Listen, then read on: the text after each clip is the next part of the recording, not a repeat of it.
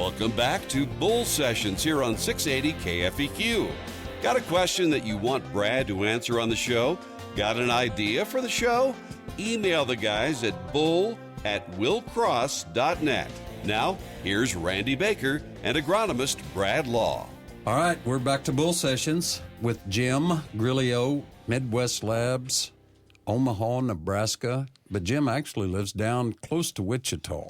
That's correct, in the big city of Heston, Kansas. Heston, Kansas. That's cool. Well, we're going to talk to Jim more here in a minute. Bradley this week has got a focus on the farmer he wants to tell us about, and we love farmers, or can you tell? Well, I hope we love farmers. Yeah. I love farmers. We promoted the farm family, everything here at Bull Sessions about farming, and Miles and his green lime. Yes. Well, we're not going to talk about this with lime. We're going to go all the way down to Kansas City. Wow. There's farmers in Kansas City? No and way. Liberty, Missouri. Okay. We're going to talk about farming down there. And we're not talking just about row crop. We're going to talk about a cattle guy. Okay. In Kansas City. Raises Kansas City cattle. Okay. We're going to talk about my brother-in-law, Dalton Thompson. Yeah. Okay. Good boy. Here's a neat thing about Dalton. His father is not a farmer. Mm-hmm. Okay. And he's not farming on his grandpa's farm either. Right. So that's something that you don't see every day. Yep. Dalton works for NS Farms in Kansas City, and he helps with Robinson Farms too. He helps hay, he helps feed, he helps with calving.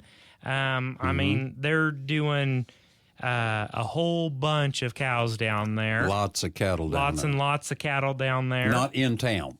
But, when cows do get out down there, they usually get a call from a police officer or the sheriff or something like that or a car goes through a fence or something and they've got to come and fix all that. Oh, wow. But one cool thing is,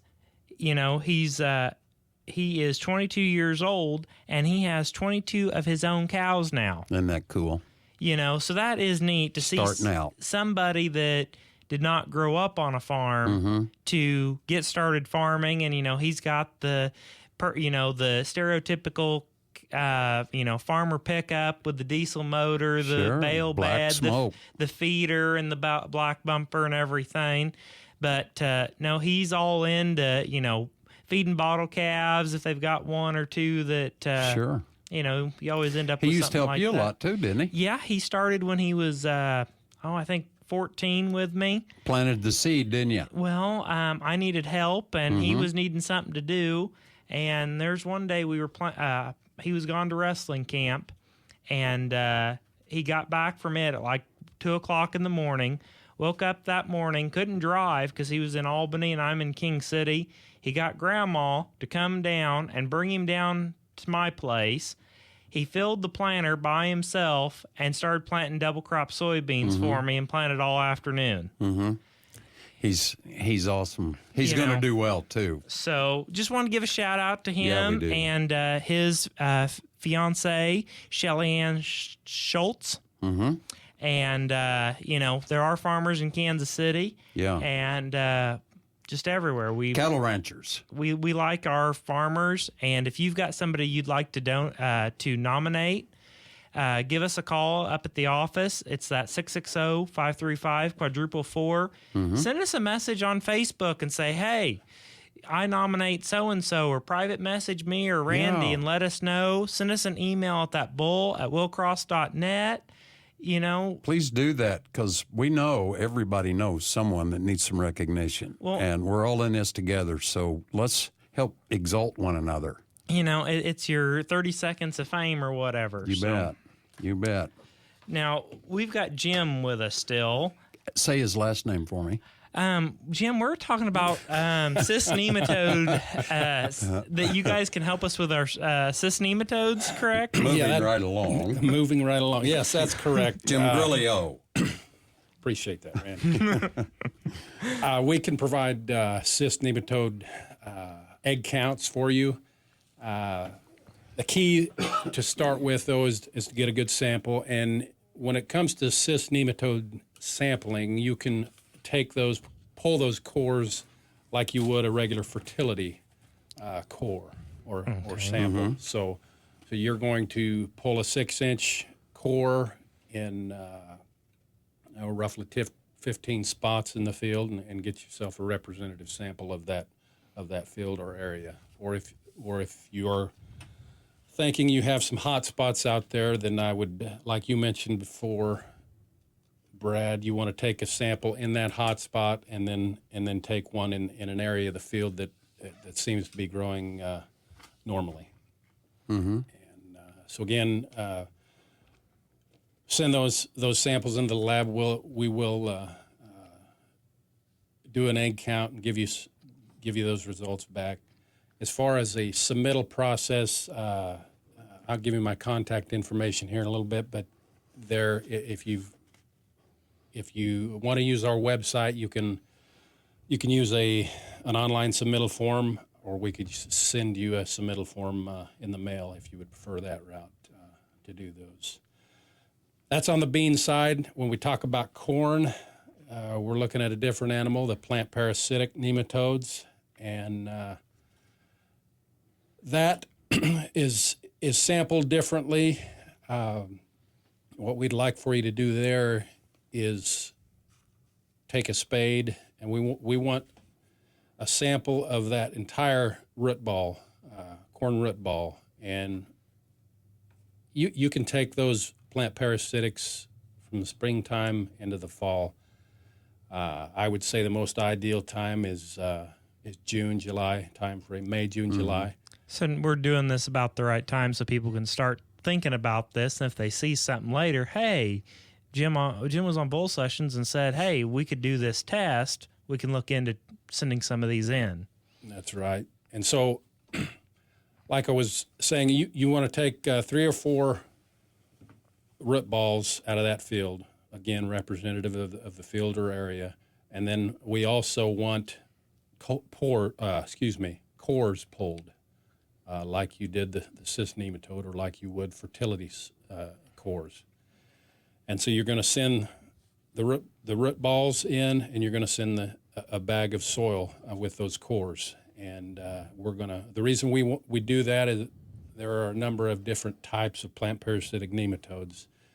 Some we'll find in the soil itself. Some we'll only find in that root. And so that's why we want both. And again, the submittal process is similar to the cyst. We can send you a submittal form in the mail, or you can utilize our online submittal form. And with all these different tests and what you're needing, I found that if you call up to the lab and you have a question, somebody is there to say, this is what we want, this is how you need to do it, so that you don't send the wrong stuff and then it's you waste your time and effort. But when you call and ask, every time I've had a question, somebody has explained to me, this is what you need to send us. Yes, you're doing it right, or no, that's not right. We need this. And then I get good results. And that is very valuable when you're trying to figure out if something funky is going on in an area of a field.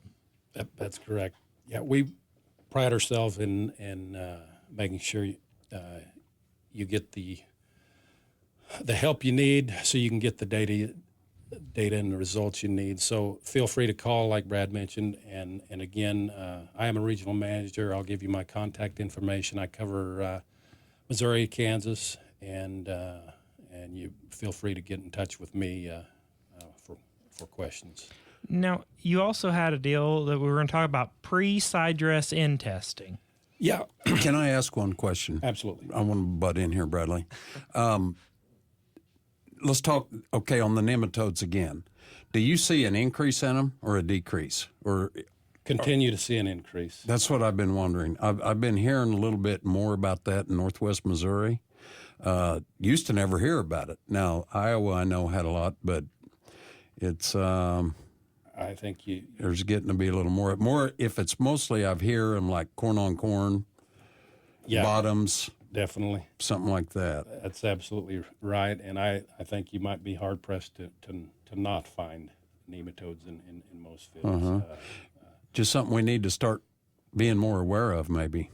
absolutely need to be cognizant of that and understand that if there is an issue out there that you feel may be a fertility problem, it may be more related to nematodes, and very worth the money to Find out. and time to find out.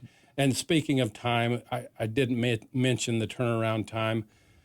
It's with nematodes, it's a little different than fertility because we're counting, and that takes time because these are microscopic organisms that we're dealing with, and so generally, if you give us a week to 10 days, we're going to have your results back. That's once we have it in the lab. Okay, Jim. Bradley was asking you a question, and when I so rudely interrupted. So Yeah, he had mentioned pre-sidedress nitrate samples, and so this time of year, again, we're talking about young corn plants, and for those that like to split apply. Jim, I hate to interrupt you, but we're out of time. Hey, that's okay. We got to get you back again. Hey, Okay. Happens every time. not a problem. I'm sorry. Okay, I'm going to read my Bible scripture now. So listen up, Bradley. Okay. Now, godliness with contentment is great gain. For we brought nothing into this world, and it is certain we carry nothing out. And having food and clothing, with these we shall be content. But those who desire to be rich fall into temptation and a snare, and into many foolish and harmful lusts, which drown men in destruction and perdition. For the love of money is a root of all kinds of evil, for which some have strayed from the faith in their greediness, and pierced themselves through with many sorrows. That is 1 Timothy 6 through 10. There is no finer truth ever told. Well, and if you want to know more about Midwest Labs, you can check them out at midwestlabs.com, and their phone number and everything is out there. That's true. So thank you for being with us. We'll be back next week with another enlightening bull session on 680 KFEQ.